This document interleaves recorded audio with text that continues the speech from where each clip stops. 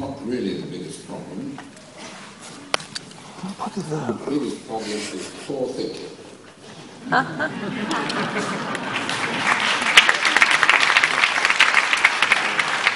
What happened is we haven't really gone much further than the caveman. The caveman had to think to identify what was good to eat. He had to identify an apple was good to eat. Identify a spider may be dangerous. Identify a mushroom may be good to eat or may be poisonous. Identify dangerous animals or friendly animals, but also friendly animals in a dangerous mood. So recognition, judgment, was the thinking needed. Now what happened in the Middle Ages? When Greek thinking came into Europe, schools, university, and thinking were in the hands of the church. The church did not need creative thinking or design thinking. The church needed thinking to find the truth, in order to prove heretics wrong, and in order to support and sustain the belief systems of the church. So we developed excellent thinking for finding the truth. And that has served us very well indeed in science. But culturally, we have never developed thinking for creating value. To be sure, individuals have entrepreneurs, inventors, innovators, indeed many of you sitting in the audience, but culturally we've never had it as part of education, and so thinking to create value. And that is the biggest need. And even today in politics at the most senior level, we rush to judgment, not to design the way forward. For example, if we take a very recent example, we take Israel and Gaza, and some Palestinians fire rockets at Israel. Israel says this is very naughty, very bad, and we'll have to ban you as a result. Now, a design solution might be that all the countries which set up Israel should give the Palestinians a grant of, say, $3 billion a year, but every time they fire rockets at Israel, they lose 50 million. That changes the whole system. Design is very key, but not used. Politics is all about judgment. So we need to develop better thinking. Now, if we look at creative thinking, and that's only part of it, the most significant, the most significant behavior of the brain, far more significant than anything else, is humor. Far more important than reason. Well, important is probably the wrong word, significant than reason. Any sorting system run backwards is a reasoning system. Humor indicates a system that makes patterns. One day a fellow gets up in the morning and he says, 11 pieces of clothes to put on. In how many ways could I get dressed? He takes his IBM computer, not sure I've got the right number there, but anyway, and programs it to go through all the ways of getting dressed. Takes 40 hours non-stop. That's not surprising, because with 11 pieces of clothing, you have 39,916,800 ways of getting dressed. The maths are very simple, 11 times 10 times 9 and so on and so on. If you were to try one way every minute of your waking life, you need to live to be 76 years old doing nothing else at all. That would be a bit inconvenient. Unfortunately for us, the brain doesn't work that way. The brain allows incoming information to organize itself into patterns. We establish the patterns and then we just switch them on and use them. Way back in 1969, I wrote a book called The Mechanism of Mind.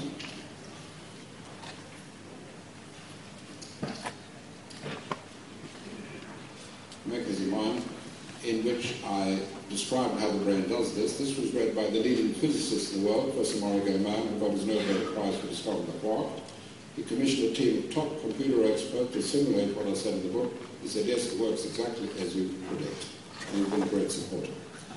Now, patterns are always asymmetric. What does that mean? It means a pattern means you go from A to B. Asymmetric means that you can go from C to A, and not from A to C, as symmetric. That gives rise to humour. What happens in humour is you go along here, you get taken there, and once you're there, immediately that track is open, obvious, and logical. Now that is very key when I say it's logical. I'll give you a very simple example of humour. A 90-year-old man dies, goes down to hell. As he was wandering around, sees a friend of his, also aged 90, sitting there with a beautiful young blonde lady sitting on his knee. So he says to him, "Are you sure this is hell? Because you seem to be having rather a good time." The fellow looks up and says, "No," he said, "it's hell all right." He said, "I am the punishment for her."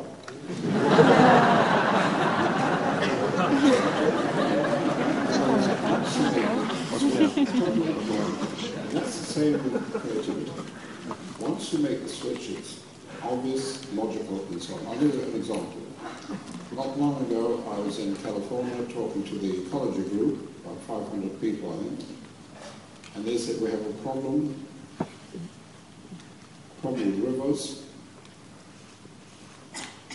and the fact our river puts out pollution, and people downstream suffer. So as a provocation, which is part of the process of lateral thinking, I said, suppose we promote operation, suppose the factory is downstream of itself. That sounds totally illogical. How can the factory be there and there at the same time? From it comes a very, very obvious answer, that we legislate that if you build a factory on the river, your input must be downstream of your own output. So you're the first to get your pollution. That has now become legislation in 13 countries. So obvious. Could have been thought of in the last 100 years, but wasn't. So there are various processes of lateral thinking, all of which arise from that asymmetric model.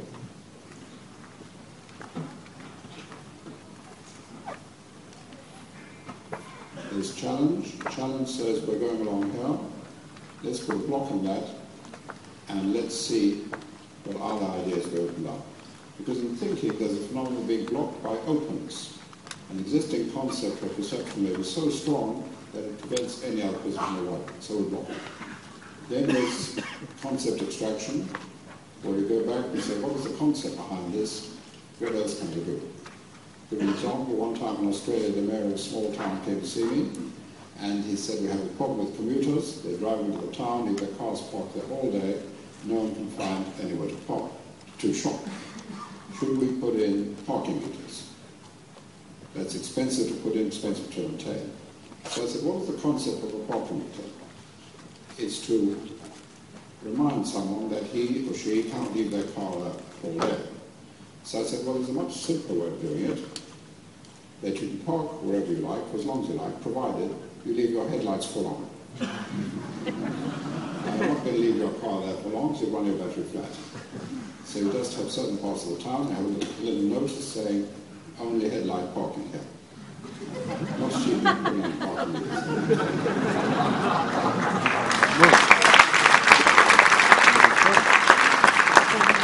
In this provocation, where you set up the provocation, and you move on from it when you're there, in hindsight it makes sense. I'll give you another example. And this is a fellow called Ron Barbaro, who was head of Prudential Insurance in Canada. And he'd been to a seminar of mine in Toronto, and part of their business, of course, is life insurance. And life insurance is the company pays out to the family when you're dead. So one day he says to himself, oh, you die before you die. Sounds pretty impossible. From that came a very simple idea, that they put in the system that if you got a serious illness, they would pay 75% of the death benefits immediately. Other 25% when you did die. Now you had money to pay for hospital care and so on and so on. That's now used in virtually every insurance company in North America. And it could have been done 123 years ago. So there are various formal processes. There's one more I'll just mention, which is, again, very obvious. Go back to our symmetry diagram. If you start at the beginning, you go down there. If, however, you started at another point, track. And the history of science is full of examples of where key ideas were started by random events, which is there. But how do you get that point? You cannot choose it, because it relies on another thinking, so you use choice. And the simplest way is to use a random word. No connection at all with the subject, random word, selected randomly, and so on. Can be very powerful. One afternoon in South Africa, one of my trainers was working at ISCOR, steel company, and that afternoon, the workshop, just using this technique, generated 21,000 new ideas for a steel company. Can be very powerful. All these things can be learned, practiced, used. There's no magic about it. And once you develop the skill in the hand, then you can generate ideas on demand. So, our thinking is excellent, but it's not enough. So some months ago, I had to invent a new word. The new word is Edna. Edna means excellent, but not enough. In our normal dialectic system, you either have to accept that something's excellent, or it's no good, and you've got to change it.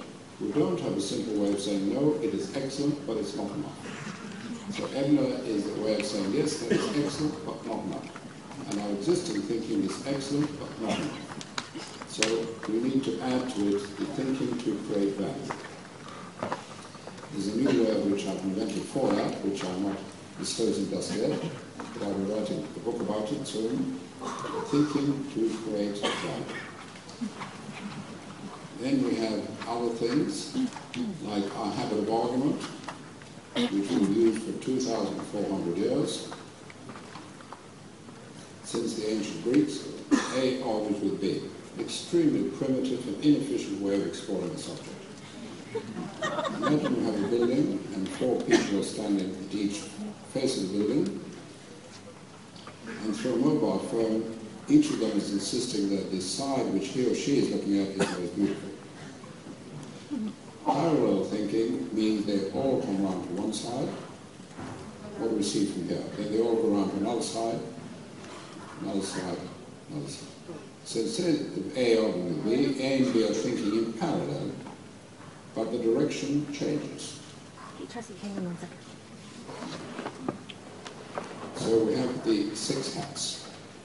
6 hats indicate the mode of thinking. That as you sit thinking,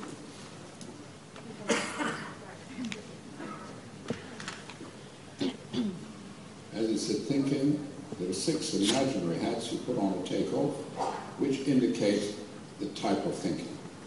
There's the white hat, which is information. What do we have? What do we need? How are we going to get it?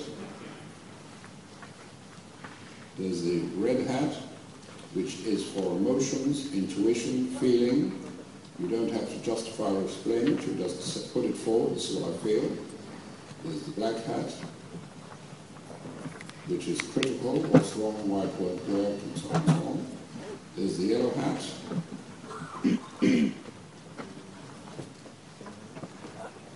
which is looking at benefits and values. There's the green hat. Green hat is for creativity. And the blue hat is the organizing hat. What's the focus, what sequence do we use, what is the outcome, and so on. That is now very widely used. It's used by 4 years in school, it's used by top executives on the world's major companies. One of my colleagues in New York was teaching the 6 hats to juries in law courts, and using the 6 hats, they reached unanimous decisions very quickly. The judges were so impressed that in at least 3 states in the United States, the judge can now ask specifically that the jury be trained in 6 hats. That's the first change in the jury system for more than 1,000 years. So our existing thinking is not all that wonderful. We believe it is, but it's not. Analysis, finding the truth, that is excellent, but not enough. We need the ability to create value. So these are things, as I say, which are happening. and which make a big difference. Now, one of the points which I was asked to give some thought to is the business about advertising and PR, public relations. What I think happens is that while two things we have started separately, as they grow, they overlap more and more, and eventually you get a situation where they both seem to be aspects of the same thing. What will next happen, that stage is still to come, what will next happen is exactly the opposite. Now it starts separating out into more and more specific areas. It's all like a surgeon. Surgery, you might say, well, surgery is there, and surgery is to cut bits and pieces, and it's all the surgeons, and eventually you end up with a chest surgeon and an eye surgeon, and eventually go further, you get a left eye surgeon and a right eye surgeon, and so on. So coming together, and then eventually separating out into much more specifics later on. So that's what I think will happen with that particular issue of public relations and advertising. Now, going back to the business of creating value, I'm going to set you a little task. When I write my book on creating value, if the answers are sufficiently good, I'll include some of your answers at the back. And all I want you to do, you don't have to do it now, if you had to create more value in the police, what would you do? So if you send it out, I'll give you the address of what you would do and the thinking you put into it, then I will include that in the book with your full name and acknowledgement. And the person you send it to is Paddy Hills at hotmail.com.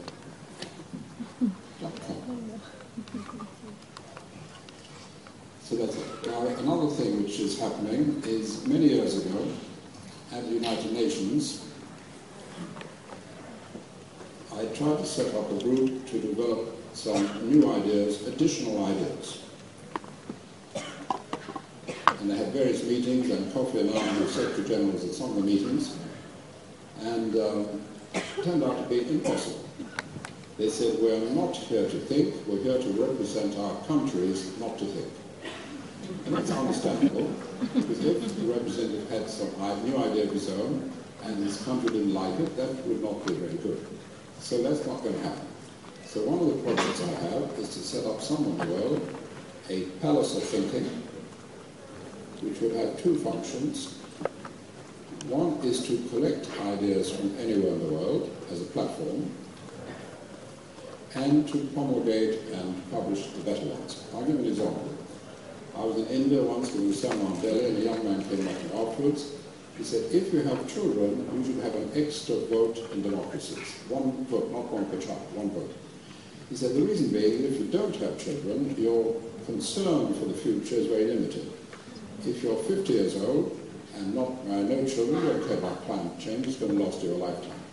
If you have children, you have a much greater concern for the future. That's an interesting idea. So that would be one function. The other function of the palace of thinking would be to set up specific creative meetings or task forces on world issues and to publish the ideas at the World Forum. So again, if you're thinking and interested in that, write to me the address I gave before.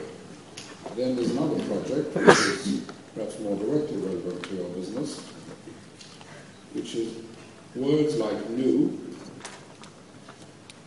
or value, but very easily used. So what I'm doing is I'm setting up an institute for new value. And on the internet, it's Edward de Bono's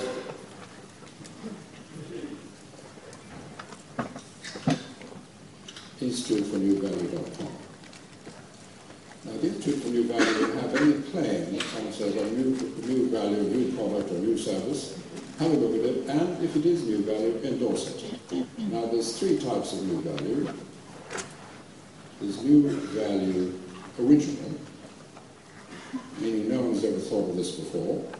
There's new value change, meaning our organization, it's a change for our organization. If Rolls-Royce started putting television screens in front of every seat, that might be a change for Rolls-Royce. There's new value revived. And this used to be an old value which died away, it's now being revived. So you can choose which one you would like and have an endorsement from the Institute for New Value. So again, if there is something of interest, then get in touch and bring more details on it. So what was happening is, say, in the world of thinking, I've just come from Belfast, where there's a big international meeting on thinking, is schools are beginning to teach thinking. In China, the big university in Beijing has been doing research for 9 years on my work in schools, very positive results, and they're talking about, more than talking about, putting it into 680,000 schools in China. There's a big project in India as well, and when China and India start thinking, you can all go on holiday. Now, the effect of teaching thinking in schools, teaching it as a separate subject, these are the results obtained by the ATFI organization in England, improves performance in any other subject by between 30 and 100% in every other subject, science, geography, history, every other subject. Teaching thinking to very violent youngsters, the Hunger for Guidance Centre in London takes youngsters too violent to be taught in ordinary schools. They've stabbed the teachers at school and far. The principal there, David Lane, 20 years ago, started teaching thinking within a 20-year follow-up and showed that those youngsters taught thinking had only 1/10 the rate of criminal convictions of those not taught thinking. Maybe they're just smart enough not to be caught. Then another one, teaching thinking for just 5 hours to unemployed youngsters on the government New Deal program in the United Kingdom, increased employment 500%, stronger than anything they've ever done. And a year later, 96% were still in employment. So teaching thinking can be done, is being done, in some countries in Venezuela by law, in school, and other countries increasing more and more in various schools. There's nothing magic about it. The children love it, particularly children who've not done well in academic subjects and consider themselves to be stupid, and their self-esteem is way down. Once they realize they can think and they're not at all stupid, their self-esteem goes up, they apply for jobs, they get them, and so on. So it's something which is happening. It's happening perhaps too slowly, but it is happening. Thinking as the key area for action development. So to go back to the point I started with, the way I see it, the major problem facing the world is poor thinking, or let's say ever thinking, excellent but not enough. And obviously this will affect our thinking about ecology, climate change, anything else. Well, we need thinking that goes beyond just finding the truth. Thinking to create value. And these things have been done. They've been running in some cases for 40 years, and it's not like it's a new thing, it's never been tried. And as children love it, they really love the idea of being able to think and come up with different answers and get praise for different answers. One time I ran an exercise in an education magazine asking children to design something, make a drawing, and this was the dog exercising machine, there's a book on it.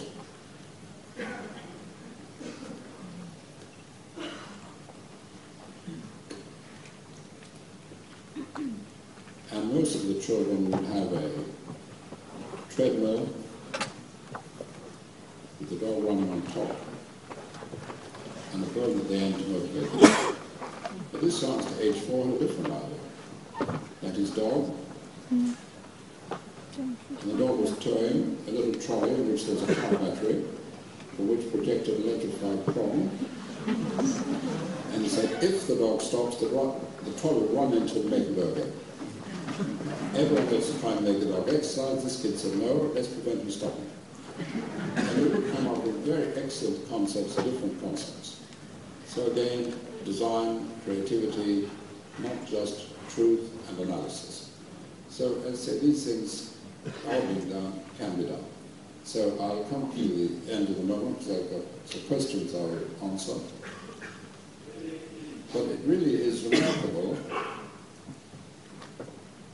how little progress we have made in thinking for 2,400 years. There have been a lot of philosophers analyzing thinking, dividing it up, but operational thinking, which is proactive, doing something, making things happen, virtually nothing. I'll give you an example of the differences in types of thinking. The first flight, the Wright brothers, was in 1903. The total distance of the first flight was about the wingspan of a 747. It was starting at one end, the other. That's the total distance of the first flight. From that to today, you can fly from Singapore to London, which is 13.5 hours. You can carry 250 people at 400 or 500 miles an hour. Huge change. At the same time, in another field, the creation of the State of Israel was in 1948, and today, 2011, not much change in that whole scene. So in some areas I think is excellent, in other areas I think is remarkably poor. And that is because we have only developed thinking to find the truth, not thinking to create value. At this point, I'm 1 minute 36 seconds ahead of schedule, and I'll stop and answer questions which are being called at this point.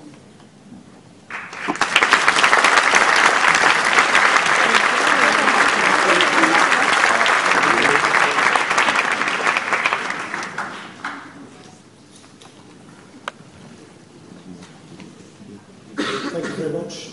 I hope you caught some of those, you managed to photograph some of those slides, or maybe go to the panel or make them available on TwitPic or something we'll show you now. It's very stimulating, interesting, and original talk. Now, what we're supposed to do is try and use the cunning medium of Twitter to get you to ask questions. I'm not quite sure how this is going to work, but we'll give it a go.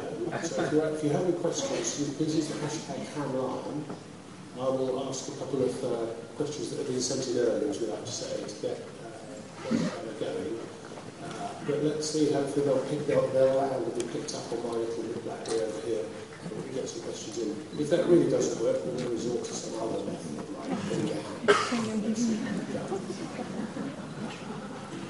So if we can start, one of these